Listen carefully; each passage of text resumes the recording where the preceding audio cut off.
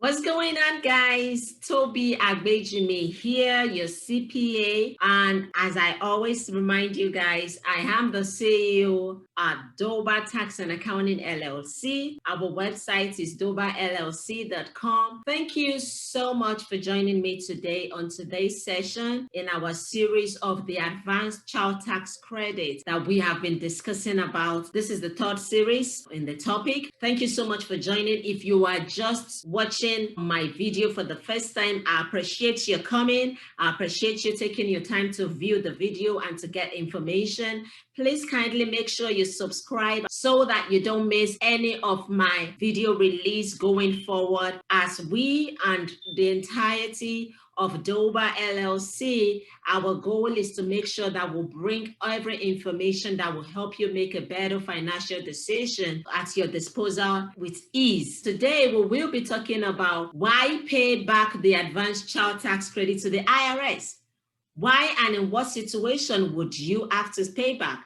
In my previous video on this series, which I told you about how you need to reconcile the amounts that you have received in the year 2021 with the amount that you would actually qualify for when you file your 2021 tax in 2022, and how you may have to pay back the excess that you received in the advanced child tax credit if you were overpaid. Now, the question here is, what situation could lead you to having an overpayment, and why is the term may used as to whether you would have to pay back or not, and how much you'll have to pay back? So stay tuned with me on today's video, and I will let you know when we come back.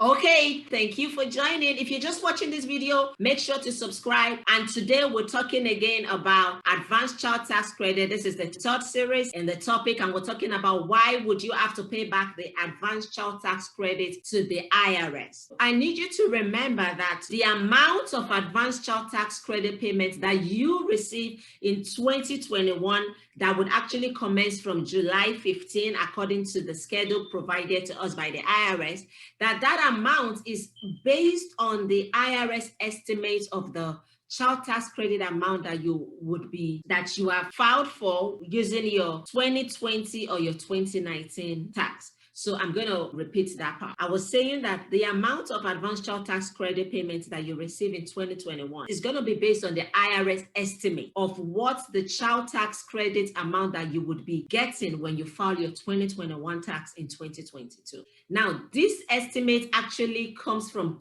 two major sources. The estimate that the IRS make in paying you the advanced child tax credit in knowing the amount they should pay you comes from two sources. The first source is from either from your 2020 tax return, which is the most recent tax return, or if you didn't file your 2020, your 2019 tax return. That is the first source of the information that is used to determine how much of the advanced child tax credit is coming to you. And the number two source is from whatever updated information that you as the taxpayer provided to the IRS in 2021. When I say provided, if you watch my previous video where I talked about that, the fact that there's going to be a child tax credit update portal. Okay, if you haven't watched it, please go back to this video 2, video 1 to be able to make sure you're up to speed with this information so you just don't get confused.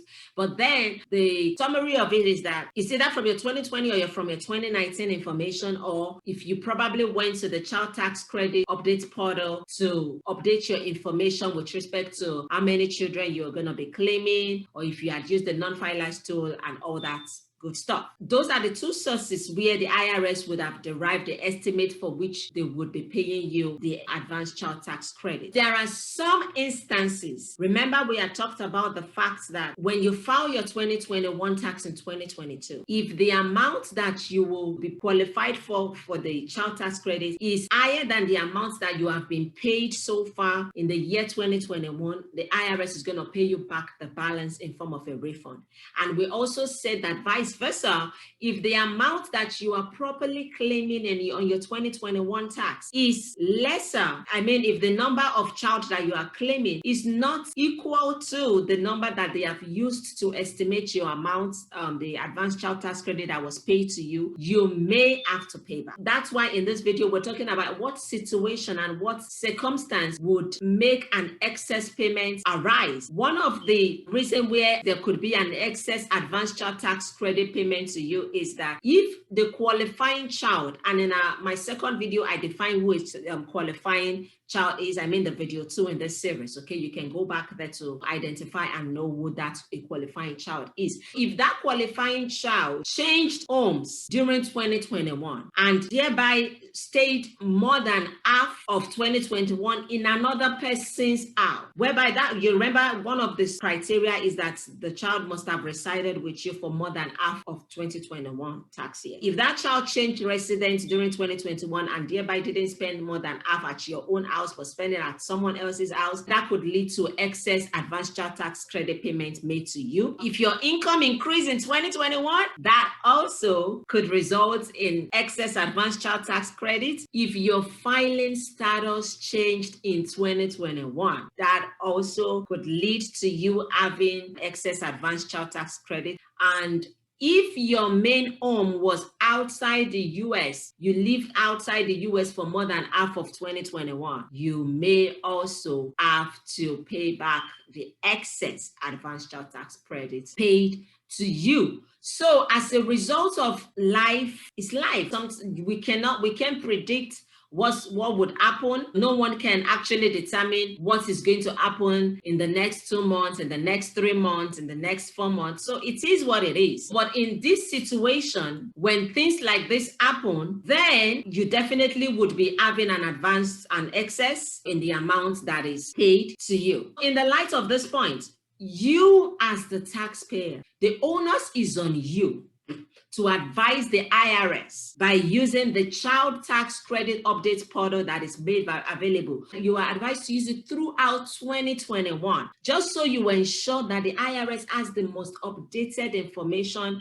regarding your eligibility, regarding the number of qualifying child that may possibly be on your 2021 tax return. That way, when you update your information all through the year from July when they will start paying, if you make that update, the IRS, to help the IRS to have a true picture of your situation, and then they can quickly reduce the amount that will be payable to you, as opposed to them paying based on the information, the estimates that they had, and then in 2021, 22, you're filing your tax and you're not having the number of qualifying child that the IRS had estimated that you would have. So, but one other thing there is that it's not everyone who got an excess child tax credit that will have to pay back. I'm sure you're thinking, are you sure? Toby, are you really sure? Yes, I am really, really sure. It's not everyone who got the excess that will need to pay back. I'm going to qualify for something that is called part repayment protection or full repayment protection. I know. You're asking and you're thinking to yourself, what is full repayment protection? What is part? How do I know if I'm going to qualify? How do I know if I won't? Take a deep breath. I got you. You would qualify for full repayment protection and you will not need to pay back any excess amount. One, if your main home was in the US for more than half of 2021, remember, if it wasn't, you may be having to pay back. Now, let's talk about how you could qualify for full repayment protection. First, if you stay more than half of the 2021 in United States and your modified adjusted gross income, some people call it MAGI, modified adjusted gross income for 2021. So you have to pay attention to these numbers, okay? This is number now. If you need to get a pen, pause this video, Go quickly, grab a pen, grab a paper, and write this down. If your modified adjusted gross income in 2021 is either exactly or below $60,000, if you're going to be filing married jointly with your spouse, or if you're filing as a qualifying widow or widower, if your modified adjusted gross income is $60,000 or less, you will qualify for the full repayment protection. If you're filing as head of household, if your income is $50,000 or less, you will qualify for the full repayment protection. Now, if you are a single filer or you're doing married filing separate return, that threshold is $40,000. $40,000. So $60,000 married filing joint, $50,000 head of household, and $40,000 if you're doing married filing separately. Because your repayment protection is definitely going to be limited. If your modified adjusted gross income is higher than this amount that I just told you, 60, 50, 40, married filing joints, qualifying widower, 60, or widow, 60, head of household, 50, single filer, married filing separate, 40,000, okay? Now, if your modified adjusted gross income exceeds this amount, or your main home is not in the US for more than half of 2021, then you may not get the full protection, repayment protection plan. On the other hand, you will not, okay? You won't qualify for any, okay? Any repayment protection if your modified adjusted gross income is either at or above $120,000 if you're filing as married filing joint or married filing as a qualifying widow or widower. For head of household, if your modified adjusted gross income is at $100,000 and above, if you're a single filer or you're doing married filing separate return, your own threshold is $80,000. At this amount, 120, 180,000, depending on your filing status, you won't qualify for any repayment protection if your modified adjusted gross income is at these numbers. I hope that I have been able to, give you some further direction with respect to how this American Rescue Plan Act for 2021 that affects the child tax credit for 2021. Remember, it's only for 2021 right now. We don't know what's going to happen for 2022. Maybe it's going to be extended. Who knows? But for now, let's focus on 2021. These are the situations where you may have to owe an excess to the IRS for whatever advance payment you get. And remember, you can always go to the portal and opt to defer your payment to when you file your tax, saying you don't want to get any advance right now. You just want to chill and wait for when you file your tax in 2022. Look out for my next video, guys. My series 4 on this topic of advanced child tax credit, on how much of this repayment relief you would qualify for if peradventure you get to owe IRS or you get to have collected excess child tax credits.